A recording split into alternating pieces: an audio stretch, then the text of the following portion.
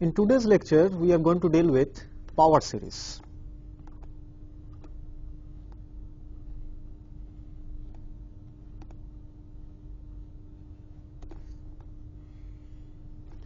So what is a power series?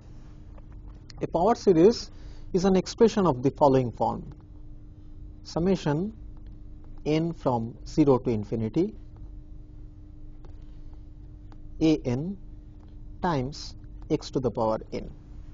Here an's are some given numbers, some real numbers, so it's a sequence of real numbers, and x is a variable. So if this sum makes sense, I can view this as a function of x. Okay, and what we will like to understand is that for which x this function makes sense. So to start with, this formal expression, because I don't know the meaning of this, is a power series in x.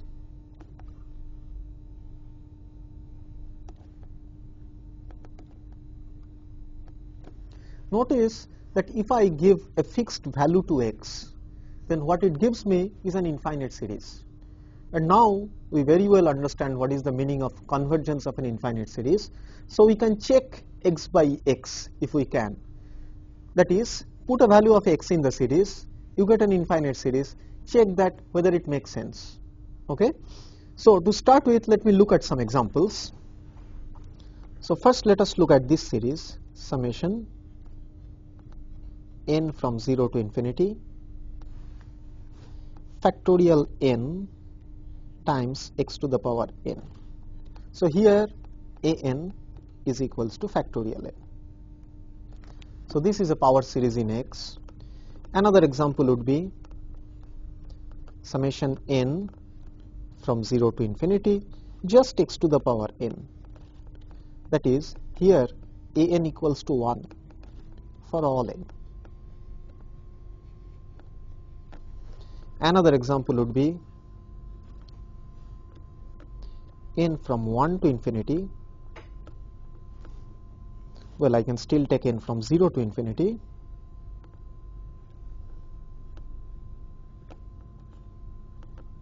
divided by factorial n these times. So here an is 1 by factorial n for all n.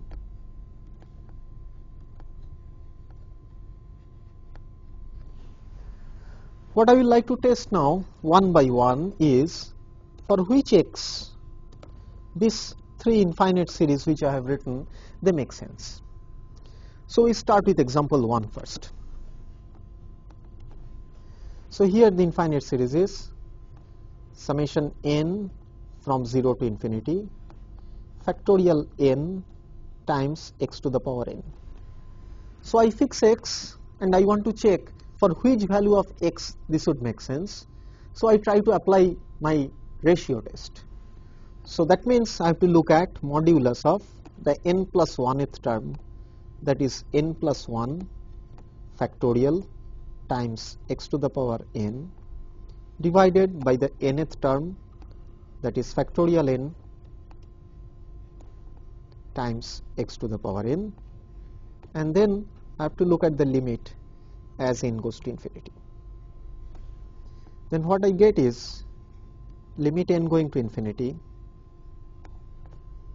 modulus of n plus 1 times x.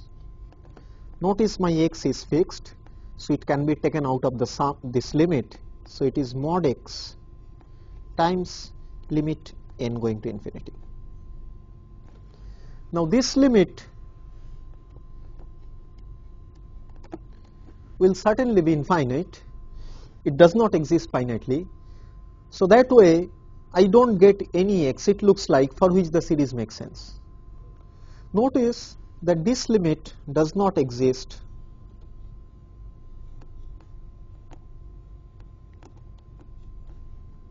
if mod x is not equal to 0, that is x not equal to 0.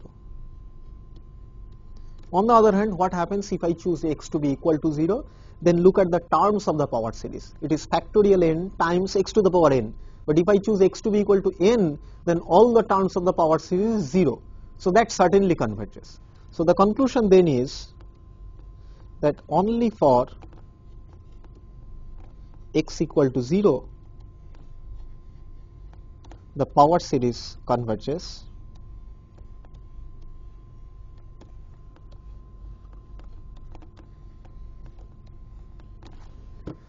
Now let us look at example 2, that is summation n from 0 to infinity x to the power n. Now if I apply ratio test, or by my knowledge whatever I know, that this is a geometric series. This is a geometric series and converges for mod x less than 1 only, because if I take mod x to be bigger than or equal to 1, the series does not converge. So this power series, it makes sense as long as modulus x is strictly less than 1. Okay? So at least if I choose my x in the open interval minus 1, 1, then this series certainly represent a function. I can write fx equals to this sum as long as x is in minus 1, 1, otherwise not. If you look at the previous example, if I want to write fx, I cannot unless I choose x only to be equal to 0. Let us look at the third example now. Here the power series was summation n from 0 to infinity x to the power n by factorial n. Okay. So again, to understand the behavior of the series for different possible x's, all I do is I look at the ratio test. So that means x to the power n plus 1 divided by factorial n plus 1 into factorial n divided by x to the power n modulus, I have to take the limit as n goes to infinity. Well, I choose x to be not equal to 0 also, otherwise this x to the power n in the denominator will be a problem. But if I choose x to be equal to 0 in the series, you anyway get 0. Well, not quite. If I put x to be equal to 0, then all the terms bigger than the first term, that is the n equal to 0 case, they are all 0. It is only the first term which survives. That means I can write this series, if I look at it clearly, it is 1 plus x square by factorial 2 and so on. Notice that if I put x to be equal to 0, then I get x equal to 0 implies summation n from 0 to infinity x to the power n by factorial n is equals to 1. So the problem of convergence is not there if x is 0. It is only there when x is non-zero. So in that case I can certainly divide and go to the ratio test. What I get in this case is limit n going to infinity x divided by n plus 1, then the modulus. Again, x is independent of n, so it is mod x times limit n going to infinity 1 by n plus 1, which is 0, whatever my x is. Notice for convergence in the ratio test, the limit is strictly less than 1. In this case I get 0, which is strictly less than 1. That means this series converges for all x, whatever x you choose.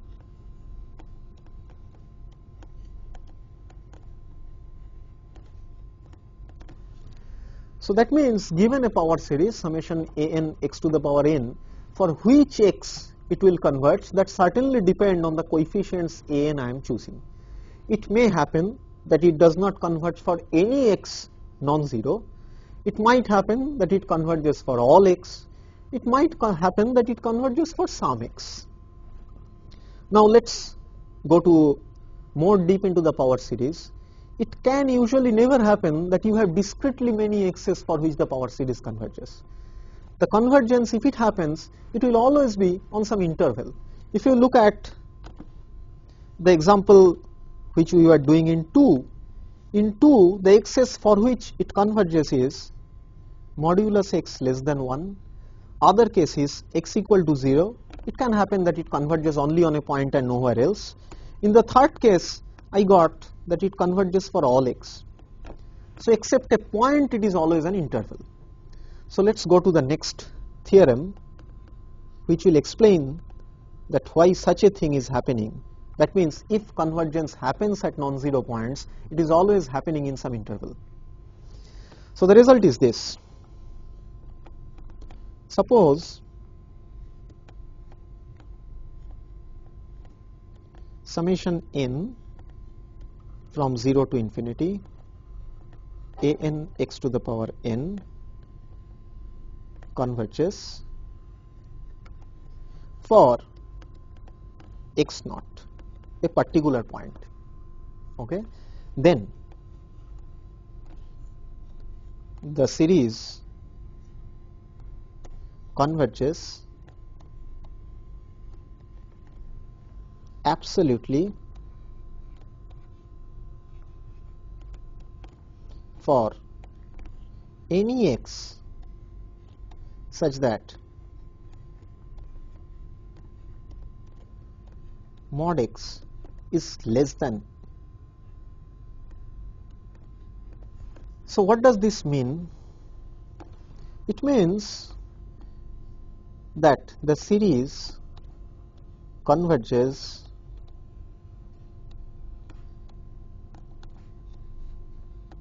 in the interval minus x naught, x naught. I am assuming my x naught is positive, so minus x naught is negative, or it is the other way around. If your x naught is negative, that can be considered as minus x naught, so x naught is positive in that, minus of x naught is positive in that case. But what is happening is that whenever you have some point, so in picture what it means is this, let us say 0 here and x naught here, and suppose the power series converges at this point, then immediately what you know is, look at minus x naught which is here, then every point between minus x naught and x naught, whatever point you choose between minus x naught and x naught, the power series converges. Not only that, it converges absolutely. That is the reason why I am always getting intervals as the domains of convergence. That means I am always getting intervals of x's for which the power series converges.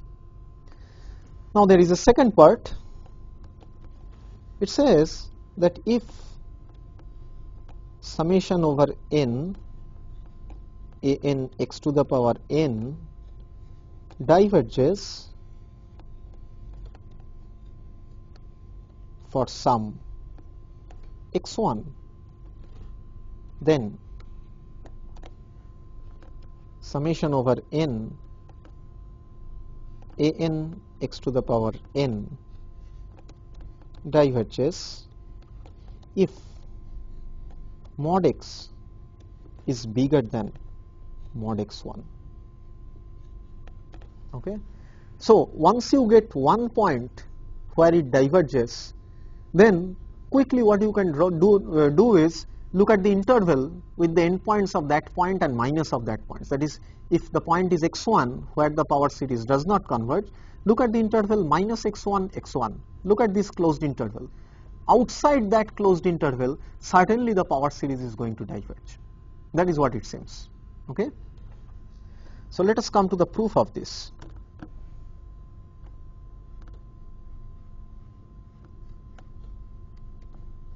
So first I try to prove 1.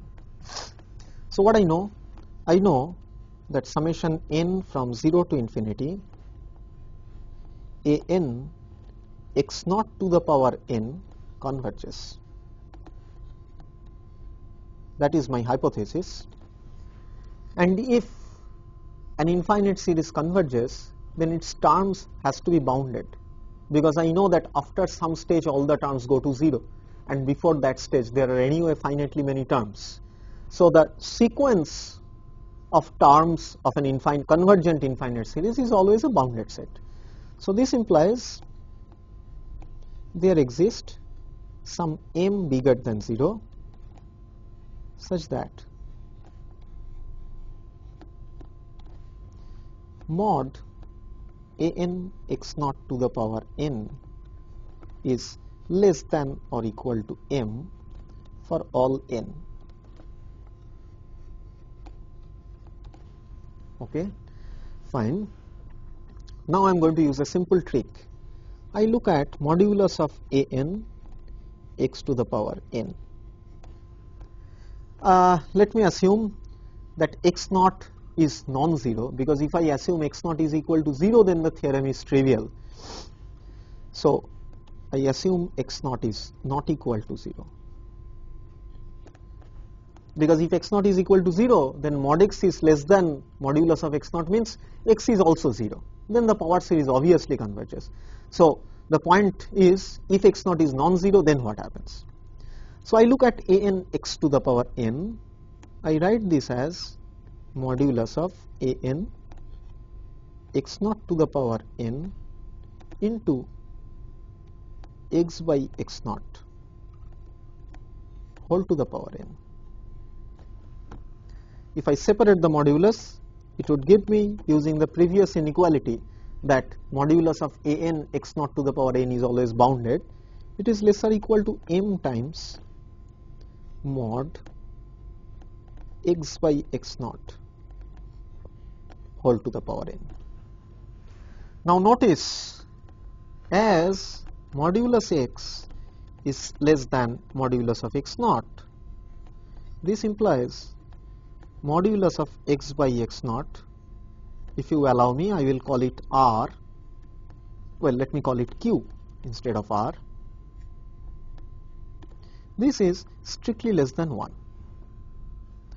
and that means what I got is that mod an times x to the power n is less than or equal to m into q to the power n. Now as q is less than 1, I know that summation n from 0 to infinity q to the power n converges, being the geometric series. If I have a geometric series where the common ratio is less than 1, then the geometric series converges. That we have already seen.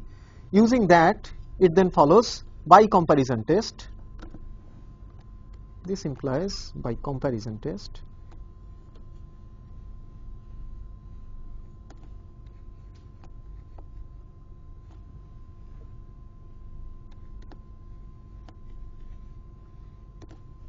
that summation n from 0 to infinity an x to the power n converges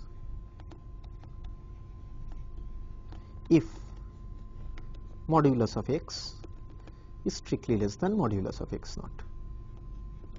Okay. Now let us go to the part 2.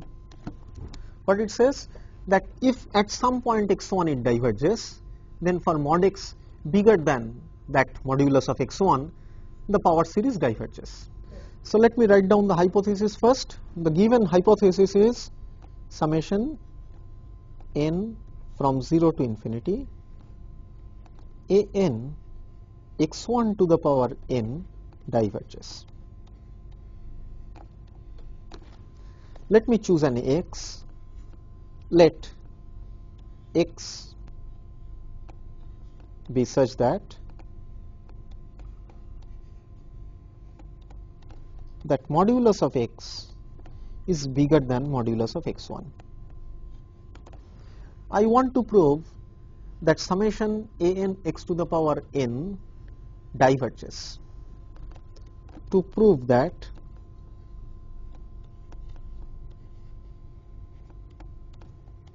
summation n from 0 to infinity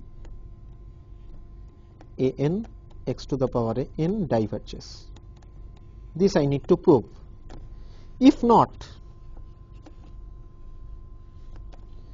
then summation n from 0 to infinity an x to the power n converges. Okay. But notice that modulus of x1 is less than modulus of x, and I know that summation n from 0 to infinity an x to the power n converges. Then I apply the first part of the result. Since modulus of x1 is less than modulus of x, and summation a n x to the power n converges, by the first part, this implies that summation n from 0 to infinity a n x1 to the power n converges absolutely. In particular, that means it converges. But my hypothesis says that summation a n x to the power n diverges. So that is a contradiction, and this contradiction happens because I have assumed that n from 0 to infinity a n x to the power n converges. That cannot be true. That is why the contradiction happens.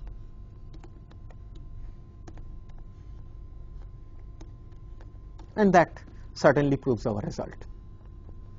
Now I am going to define a concept which is the most fundamental one in power series, that the radius of convergence. So we say, let us look at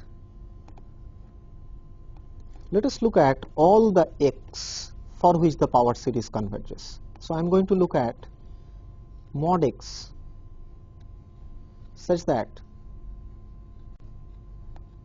n from 0 to infinity a n x to the power n converges. Notice that it can happen that a power series a n x to the power n, it converges for x, but it does not converge for minus x. That can happen. We will see some such example. I look at all the x's for which a n x to the power n converges, and then I look at their modulus. And then I look at the supremum of this. I call it R. Now notice here, this set is an unbounded set. So if the set is unbounded, then I take my supremum to be equal to infinity. So let me note it here, that if the set is unbounded, that can also happen.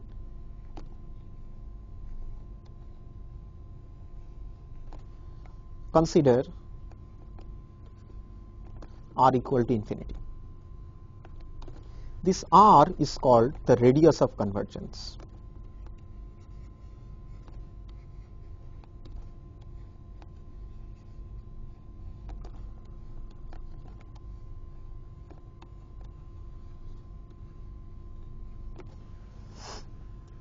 Now, the very definition implies certain things. Suppose, I will call it a note. Suppose mod of x naught is less than R. Then I want to show that this implies summation n from 0 to infinity a n x to the power x naught power n converges. How does this follow? Since modulus of x naught is less than R, there exists y in the set such that modulus of x naught less than modulus of y less than R by the definition of supremum, and summation n from 0 to infinity a n y to the power n converges,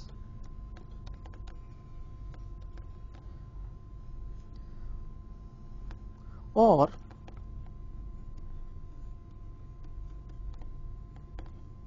a n minus y to the power n converges. One of these has to be true. But then apply the condition 1 of the previous theorem, that modulus of x naught is less than modulus of y, and summation a n y to the power n converges, or summation a n minus y to the power n converges. Whoever converges, I will consider it as y, and modulus of x is less than modulus of y. So summation a n x naught to the power n also converges by one of the previous theorem. So this implies summation n from 0 to infinity a n x naught to the power n converges. In fact, I am writing it this minus y to the power n for extra clarity. If I just write that there exists y such that modulus of x naught is strictly less than. Notice here, for extra clarity I am writing minus y to the power n, but minus y actually can be considered also as y. What is the statement after all? It says that there exists an y such that modulus of x naught is less than modulus of y, which is strictly less than r, and summation a n y to the power n converges. That can as well apply to minus y also. So if it is y or minus y, I can just choose as one of them. Okay. So anyway, it follows that if I take a point x naught whose modulus is less than the radius of convergence, then the power series certainly converges there. The next observation is, what happens if modulus of x is bigger than r? That is, it is bigger than the supremum. Okay, suppose summation n from 0 to infinity a n x to the power n converges.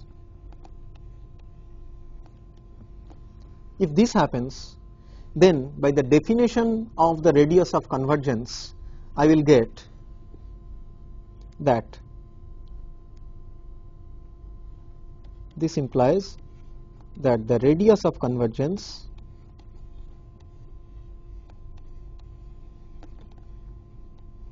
must be bigger than or equal to mod x, because radius of convergence is supremum of all the mod x's for which summation a n x to the power n converges. So that would mean, since mod x is one such, I already have an x for which a n x to the power n converges, the radius of convergence must be bigger than or equal to mod x. But I already said that the radius of convergence is less than mod x. This implies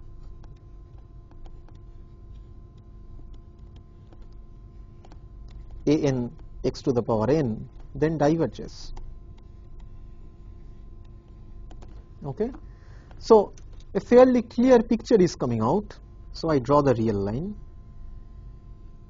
This is 0. Since r is the supremum of modulus of x's, it's a positive number. Well, it's non-negative. I cannot always say it's strictly positive. I look at r, then somewhere here is minus r. Okay, then at all the points inside, the power series converges. And all the point after r, here the power series diverges. Here also the power series diverges. Only thing we did not talk about is what happens at r or minus r. Okay, for that I would look at examples. So look at this example now.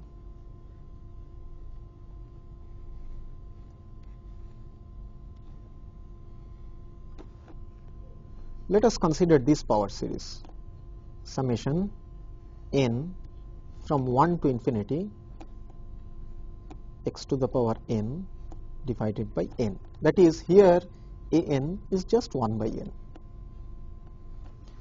We will like to find out the radius of convergence r, and we will like to investigate the behavior of the power series at r, okay, and of course at minus r. So first notice that if x equal to 1, then the series is summation n from 1 to infinity 1 by n, which diverges. Okay, and if I take x to be equal to minus 1, then summation n from 1 to infinity, I get minus 1 to the power n by n, which by Leibniz test converges, because this is an alternating series. Then if I apply my previous theorem, what should it tell me? What should be the radius of convergence? You see, what is the supremum of the x's for which it converges? Now, if I take any number x whose modulus is bigger than 1, there the series cannot converge, because at x equal to 1 it diverges. So all the x's for which the series can converge by the previous theorem must satisfy modulus of x is less than 1. So this implies the series converges if modulus of x is less than 1. That is by the previous theorem. Okay, that means theorem, the first theorem 1 and 2 which I am applying. Now if you don't believe this, what you do is you just go for ratio test. You just look at limit n going to infinity modulus of x to the power n plus 1 divided by n plus 1 into n by x to the power n. That would give me modulus of x times limit n going to infinity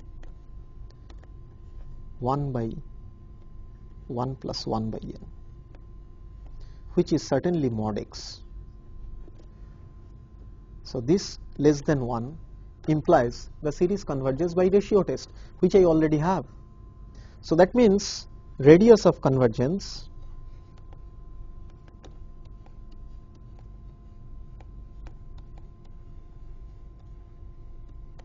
is equals to 1.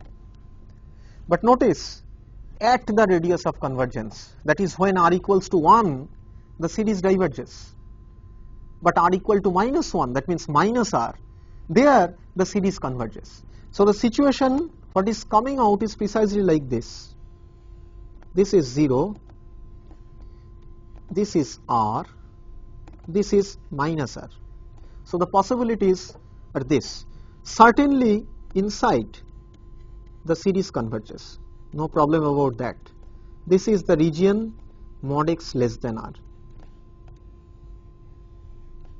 This is the region mod x less than r. Outside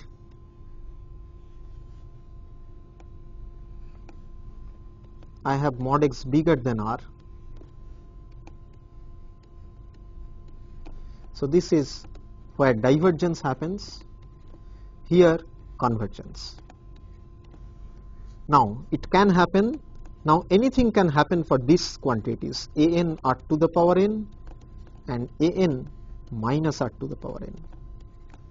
It can converge, it can diverge. That means both of them can diverge, both of them can converge, one of them can converge, other can diverge. So I gave an example of x to the power n by n, there r was equal to 1, and for that I have seen that for r equals to 1 the series diverges, but for minus r it converges. So at the radius of convergence anything can happen. Okay, you have no hold on that situation. Series can converge, it can diverge, and there are two ends because it's an interval after all. But what you know is that inside that open interval the series always converges, and outside that open interval, outside that closed interval, I should be careful here that if you look at the closed interval minus r, outside that the series always diverges. So I will note it here that in minus r the series converges.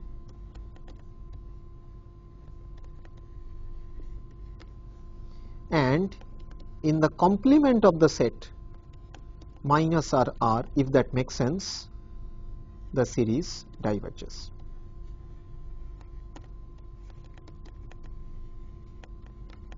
Notice that this second situation, it does not occur if you know your r to be equal to infinity.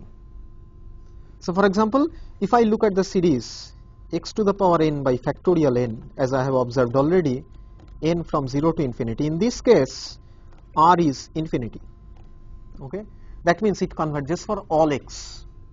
So if r is equal to infinity, then the second situation doesn't make sense. Okay, so with this we finish our discussion on the elementary properties of power series. Now we are going to tell you certain methods of how to find the radius of convergence of a power series. So now let's try to see how to find r.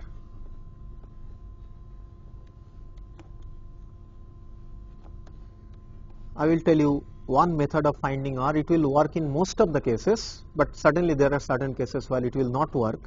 So I look at the series summation n from 0 to infinity an x to the power n.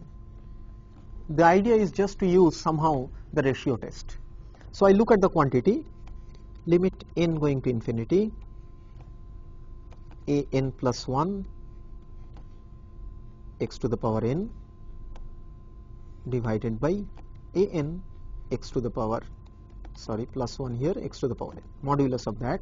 So this is modulus of x times limit n going to infinity, modulus of a n plus 1 divided by a n. I said in most of the cases it will work. What I meant is that all these n's are non-zero, because if there are infinitely many n's for which n's are 0, then it would be a bit difficult to apply this test. Okay. For example, you cannot directly apply this test if you know that a of 2n is 0 for all n. That means all the even position you have 0, so you cannot divide. Okay. You can apply this test if you know that after some stage all the terms are non-zero, then it will go through, but otherwise not. In that case you have to use certain tricks. Anyway, let us say suppose all the n's are non-zero, then I look at this limit and let us say L is this limit. L is limit n going to infinity, modulus of a n plus 1 divided by a n. Okay. Assume that this is non-zero, suppose so, then this implies that summation n from 0 to infinity a n x to the power n converges if L times mod x is strictly less than 1. This is by ratio test, and diverges if L times mod x is strictly bigger than 1. That implies that the series converges if mod x is less than 1 by L, and diverges if mod x is bigger than 1 by L. That certainly implies, by the definition coupled with theorem 1, that radius of convergence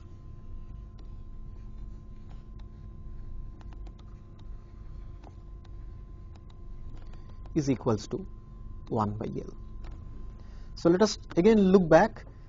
If you have a power series where all the n's are non-zero, look at limit n going to infinity modulus of an plus 1 by an.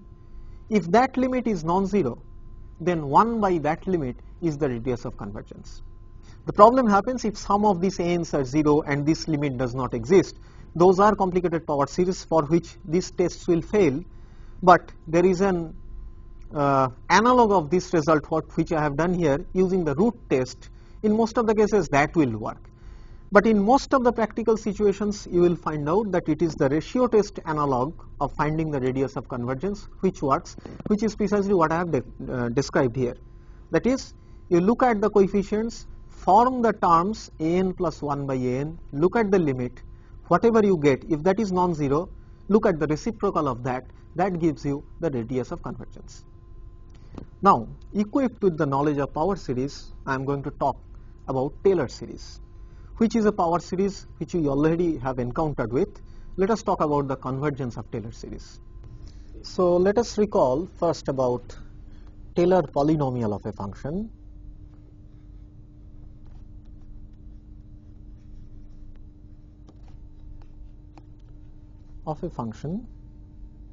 Around 0, let us say, it's usually called the Maclaurin polynomial, about 0. What is that?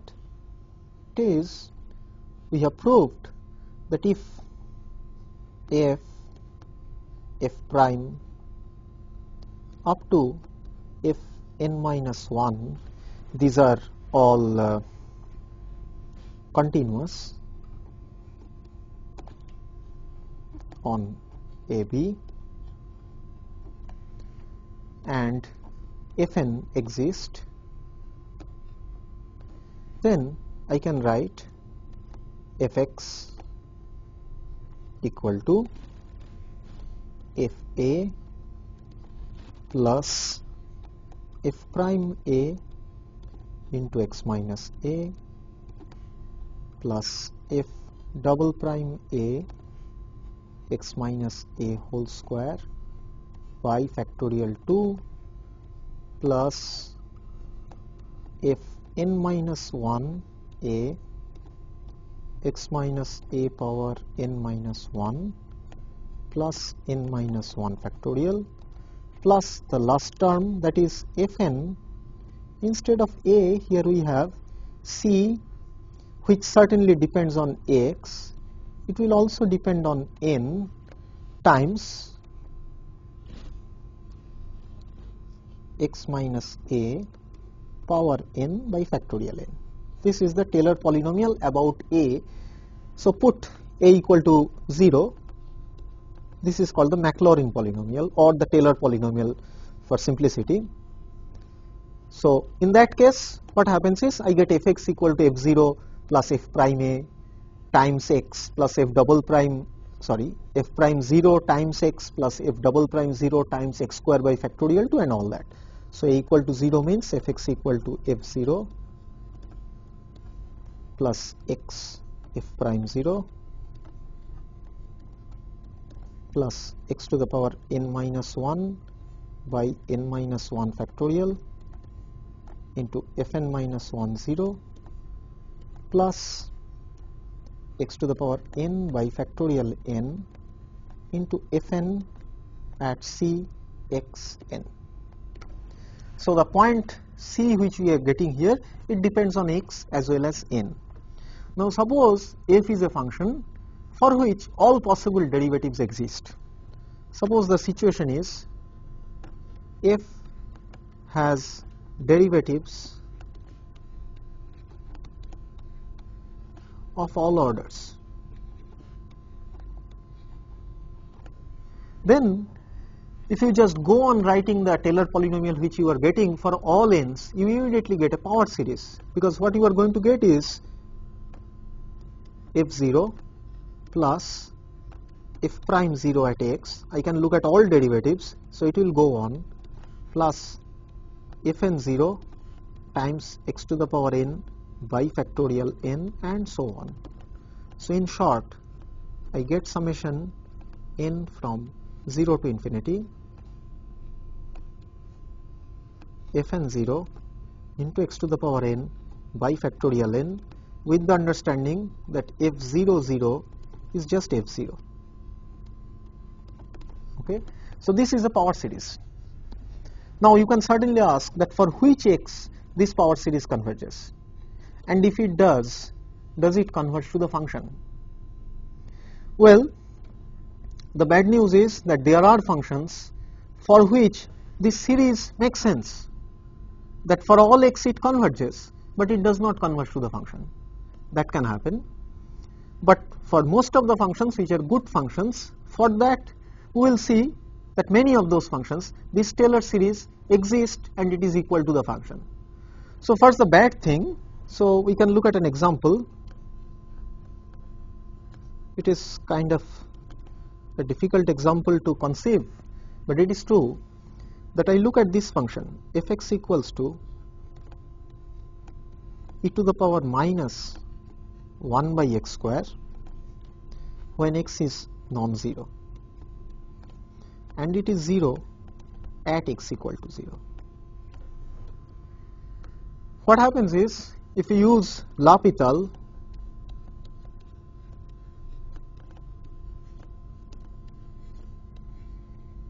this implies that f prime, the derivatives of f at the point 0 exist. So whatever derivative of f you look at, at 0 it exists, that is fn 0 exists. Not only that, it is always equal to 0.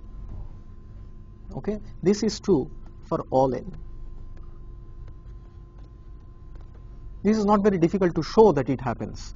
So this function has the property, it has derivatives of all order existing at the point 0, and at the point 0 all those derivatives are 0. So if you look at then the Taylor series, that is summation n from 0 to infinity fn 0 into x to the power n by factorial n this is always equal to 0 because all the fn zeros are 0. So it cannot be equal to fx for all x because the function is non-zero. So if you have a function, so this is a particular example of a kind of a function which has the property that it has derivatives of all order, but at the point 0 all its derivatives are 0. Then for those kind of functions you can always write down the Taylor series around 0, but it doesn't make much sense. You will always get 0. That is not the function fx. But for certain other functions the Taylor series exists. I will show you some such example. Look at the function, the most famous one, fx equals to e to the power x. It has derivatives of all order, and f prime at x is e to the power x, f double prime at x is e to the power x, it is always e to the power x. Okay, for all n. So then what does the Taylor series look like? Summation n from 0 to infinity fn 0 into x to the power n by factorial n. You can see from the previous calculations that fn 0 is e to the power 0, which is 1. I get summation n from 0 to infinity x to the power n by factorial n. This power series we have encountered before. The radius of convergence of this power series we know is actually equal to infinity. So for every x it converges. Now I want to show that this converges to e to the power x. So what is the idea? You look at modulus of fx minus summation n from 0 to m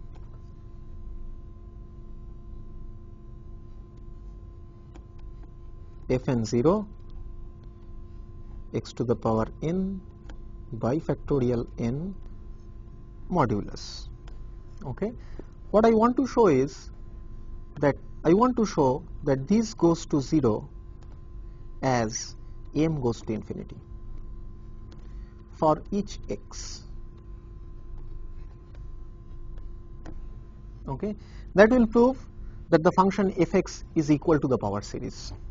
Now what to do with this inside thing, fx minus this summation n from 0 to m? Well, I know from Taylor's theorem that this is nothing but modulus f of m plus 1 at a point c m plus 1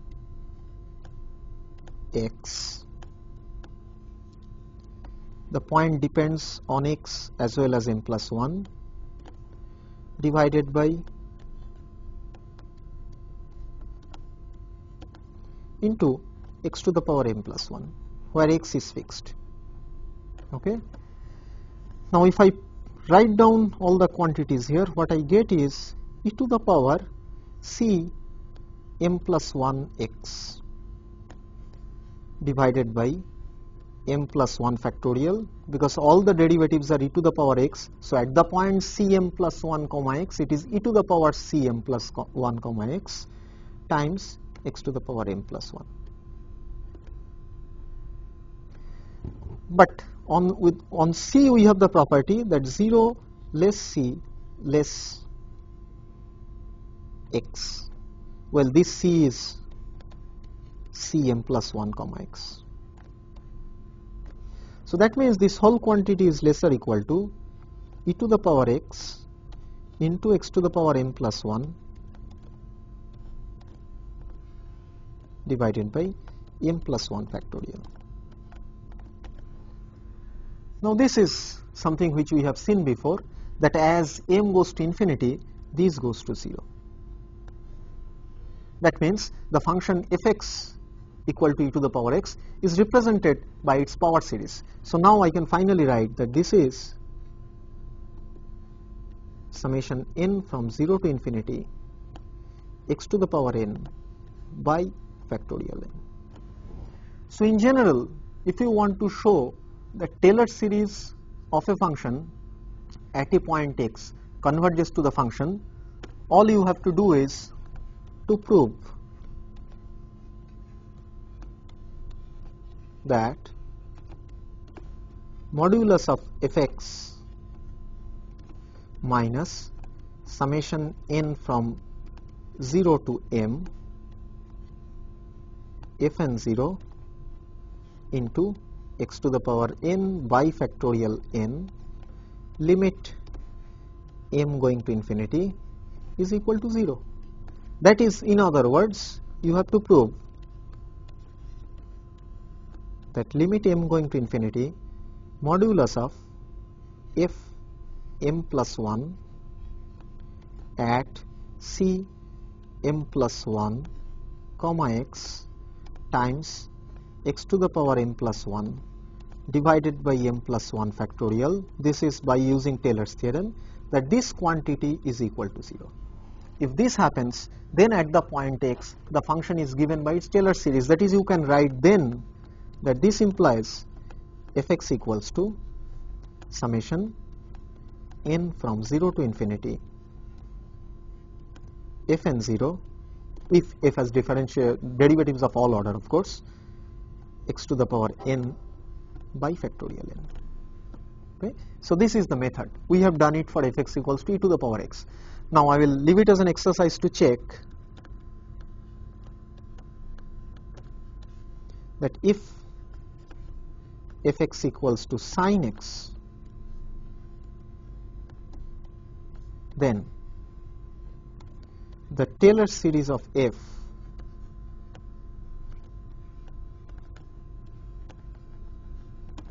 of f around 0 converges to the function.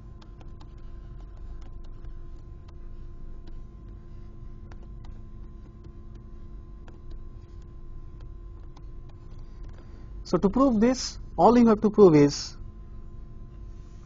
whether this is true. Should not be very difficult, because fm plus 1 you can find out given the function sine, and then try to estimate and see whether the limit goes to 0. So with this we finish our discussion on power series and Taylor series.